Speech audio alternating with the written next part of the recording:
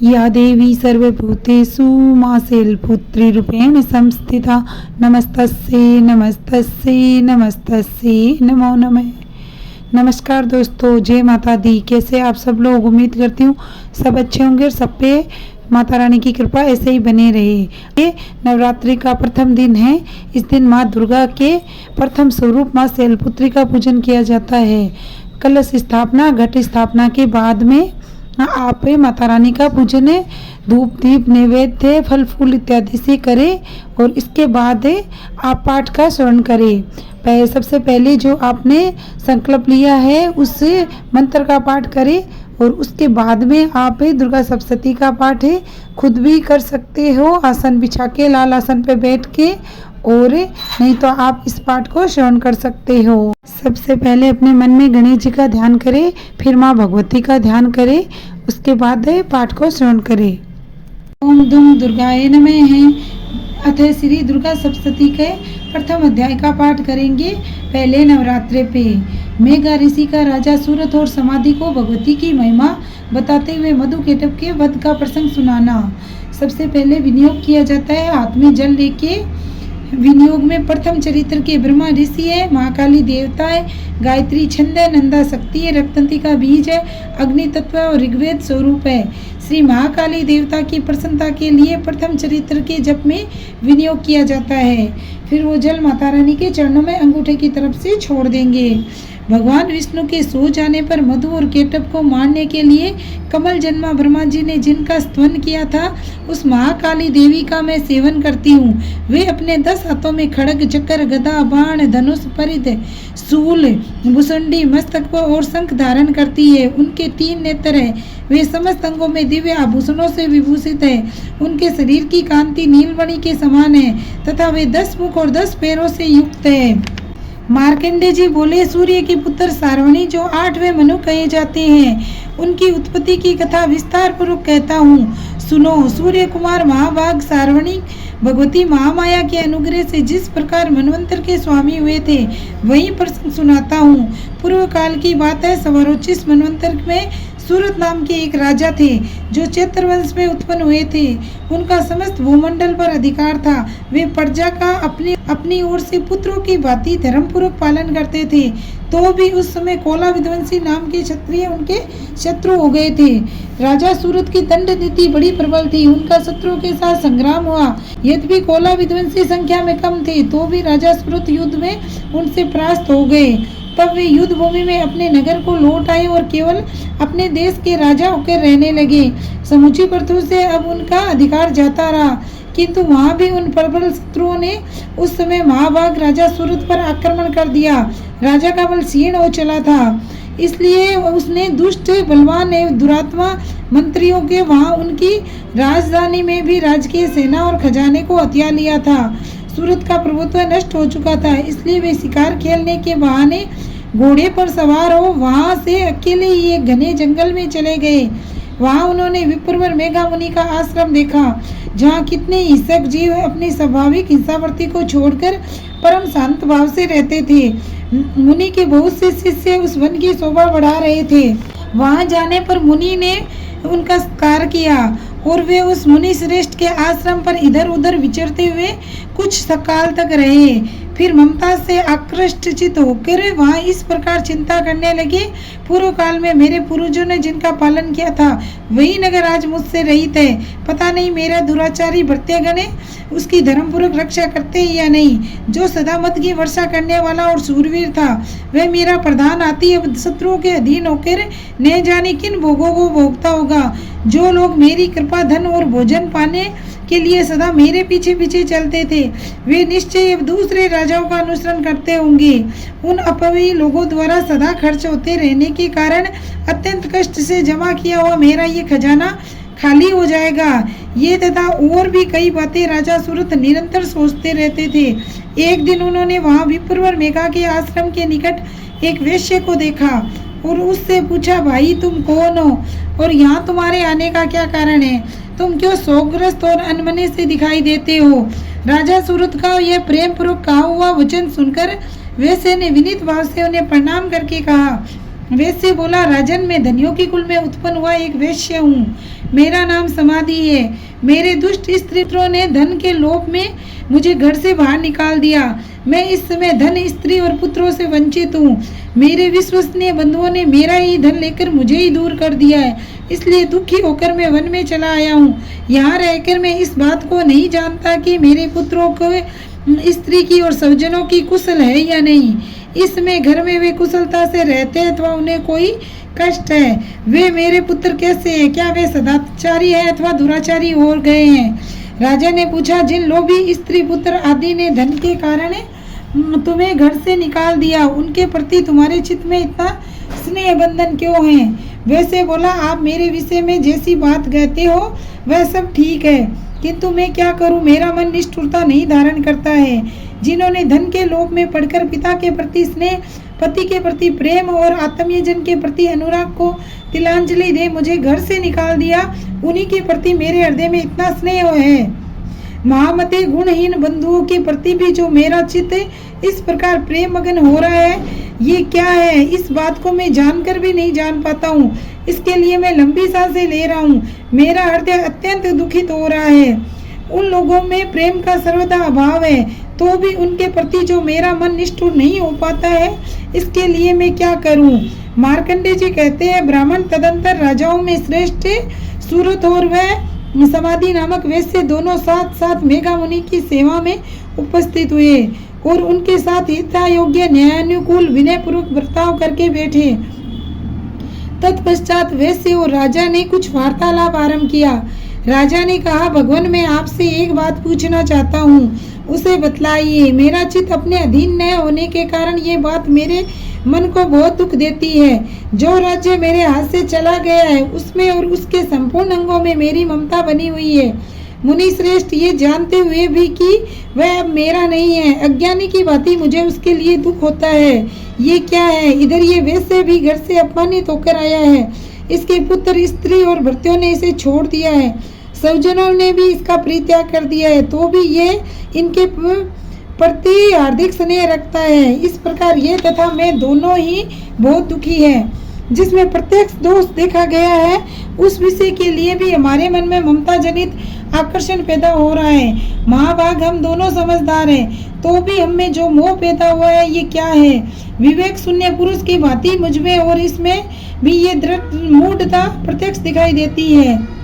ऋषि बोले, महाभाग, विषय मार्ग का ज्ञान सब जीवों को है, इसी प्रकार विषय भी सबके लिए अलग अलग है। कुछ प्राणी दिन में नहीं देखते हैं और कुछ प्राणी रात्रि में नहीं देखते हैं, तथा कुछ जीव ऐसे जो दिन और रात्रि में ही बराबर ही देखते हैं। ये ठीक है कि मनुष्य समझदार होते हैं, किंतु केवल वे ही ऐसे नहीं होते।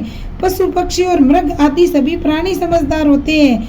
मनुष्यों की समझ भी वैसी ही होती है जैसी इन मृग और पक्षियों की होती है, तथा जैसी मनुष्यों की होती है वैसी ही उन मृग, पक्षी आदि की होती है, तथा ये अन्य बातें भी प्राय दोनों में समान ही है।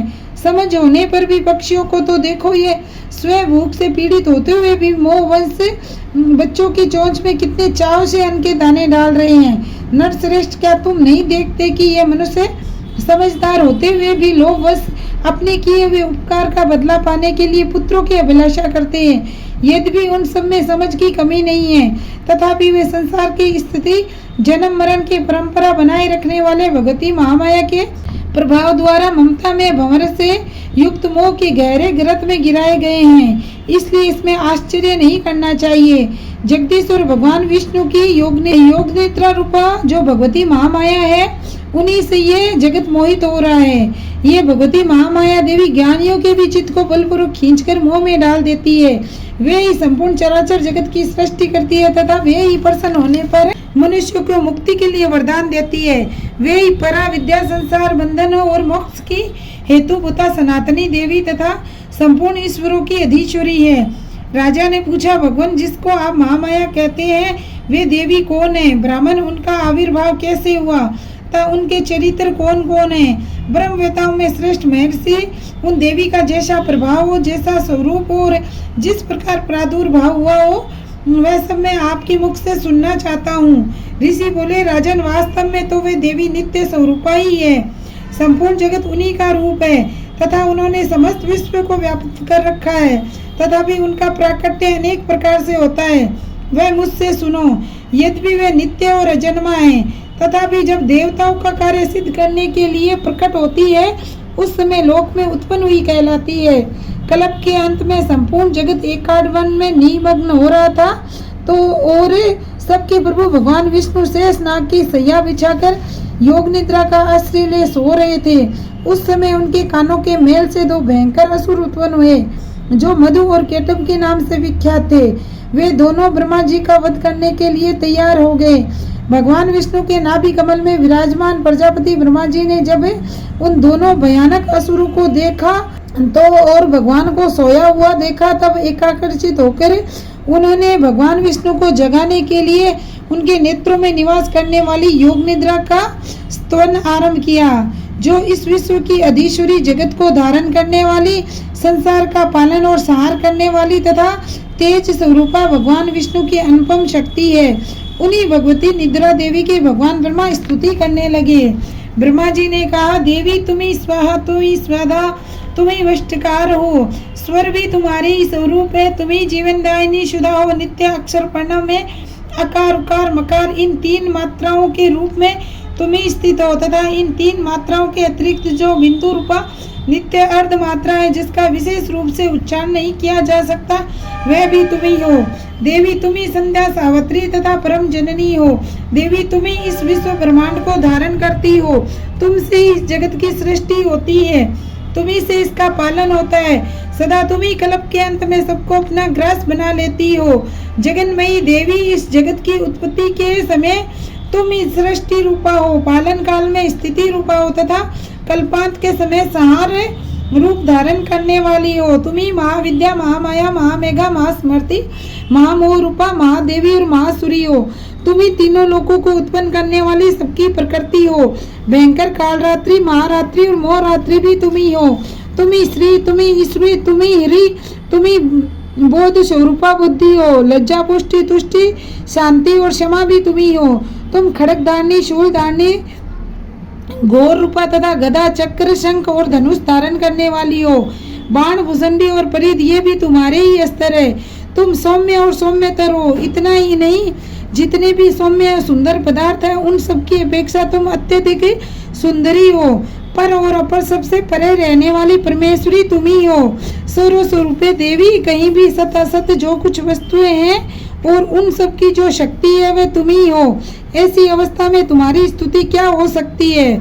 जो इस जगत की सृष्टि, पालन और संहार करते हैं, उन भगवान को भी जब तुमने निद्रा के अधीन कर दिया, तब तुम्हारी स्तुति करने में यह कौन नहीं समर्थ हो सकता है? मुझको, भगवान शंकर को तथा भगवान विष्णु को भी तुमने ही शरीर धारण कराया है, अतः तुम्हारी स्तुति करने की शक्ति किसमें है? देवी, तुम तो अपने इन उदार प्रभाव से ही प्रशंसित हो। ये जो दोनों दुर्धर्ष असुर मधु और केटव है, इनको मुंह में डाल दो और जगदीश्वर भगवान विष्णु को शीघ्र ही जगा दो। साथ ही इनके भीतर इन दोनों महान असुरों को मार डालने की बुद्धि उत्पन्न कर दो। ऋषि कहते हैं, राजन, जब ब्रह्मा जी ने वहाँ मधु और केटव को मारने के उद्देश्य से भगवान विष्णु को जगाने के लिए तमोगुण की अधिष्ठात्री देवी योग निद्रा की इस प्रकार स्तुति की, तब वे भगवान के नेत्र, मुख, नासिका, बाहु, हृदय और वक्ष स्थल से निकलकर अव्यक्त जन्मा ब्रह्मा जी की दृष्टि के समक्ष खड़ी हो गई। योग निद्रा से मुक्त होने पर जगत के स्वामी भगवान जनार्दन उस एकावरण के जल में शेषनाग की सैया से जाग उठे। फिर उन्होंने उन दोनों असुरों को देखा।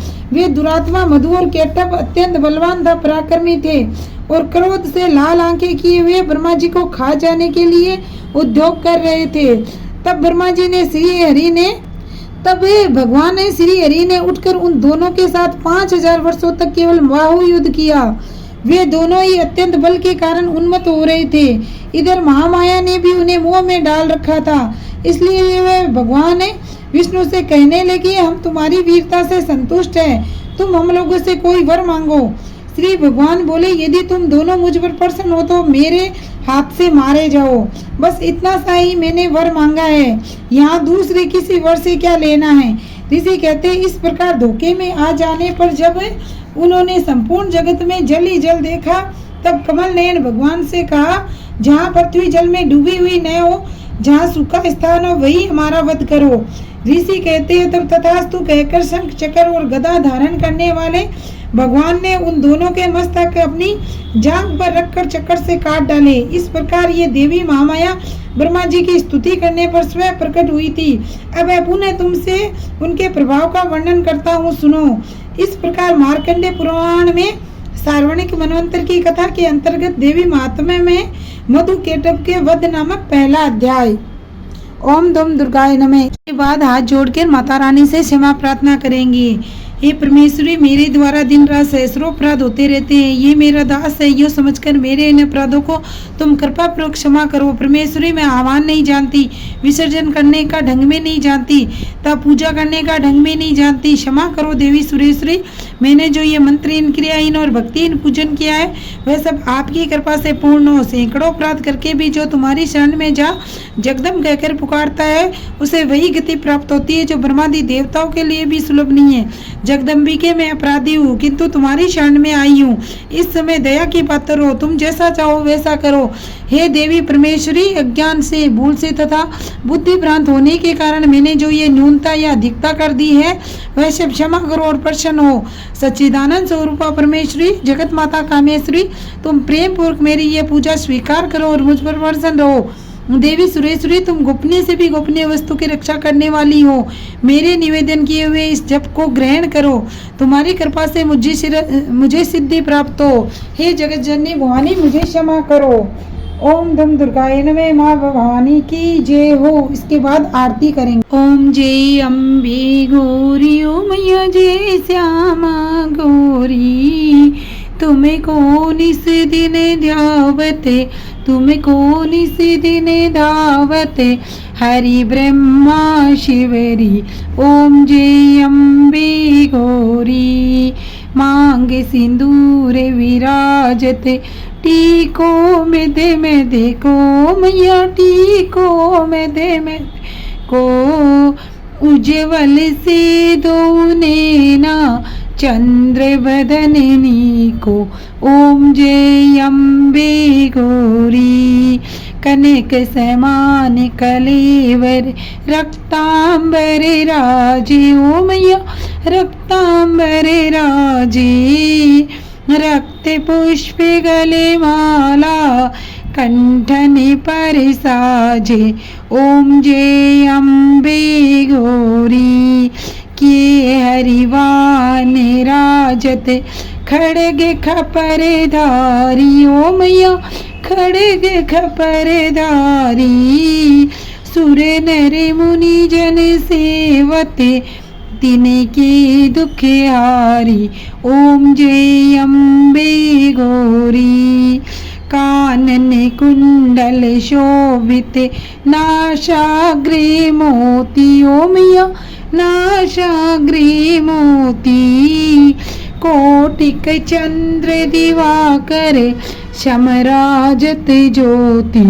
ओम जय अम्बे गौरी, शुंभ निशुंभ विदारे, महिषासुर घाती, ओ मैया महिषासुर घाती, धूम्र विलोचन नैना, निशिदिन मदमाती। ओम जय अम्बे गौरी, चंड मुंड सहारे, शोणित बीज हरे, ओ मैया शोणित बीज हरे, मधु केटव दो मारे, सुर बहीन करे। ओम जय अम्बे गौरी, ब्रह्माणी रुद्राणी, तुम्हें कमला रानी, ओ मैया तुम्हें कमला रानी, अगम निगम बखानी, तुम्हें शिव पटेरानी। ओम जय अम्बे गौरी, 64 योगिनी गावते, नृत्य करते बेरू, ओ मैया नृत्य करते बेरू, बाजते ताल मृदंगा और बाजते डमरू। ओम जय अम्बे गौरी, तुम ही जगह की माता, तुम ही हो भरता ओ मैया, तुम ही हो भरता, भक्तन की दुख हरता, सुख संपत्ति करता। ओम जय अम्बे गौरी, भुजाचार्य अति शोभित, वर मुद्राधारी ओ मैया, वर मुद्राधारी, मन वांछित फल पावत, सेवत नर नारी। ओम जय अम्बे गौरी, कंचन थाल विराजत, अगर कपूरे बाती ओ मैया, अगर कपूरे बाती, श्री माल के तुम्हें राजत, कोटि रतन ज्योति। ओम जय अम्बे गौरी, श्री अम्बे जी की आरती, जो कोई नर गावे ओ मैया, जो कोई नर गावे, कहते शिवानंद स्वामी, सुख संपत्ति पावे। ओम जय अम्बे गौरी। जय माँ दुर्गे। अगर आप चैनल पे नए हो तो चैनल को सब्सक्राइब कर ले और अपने दोस्तों और परिवार के साथ शेयर जरूर करें।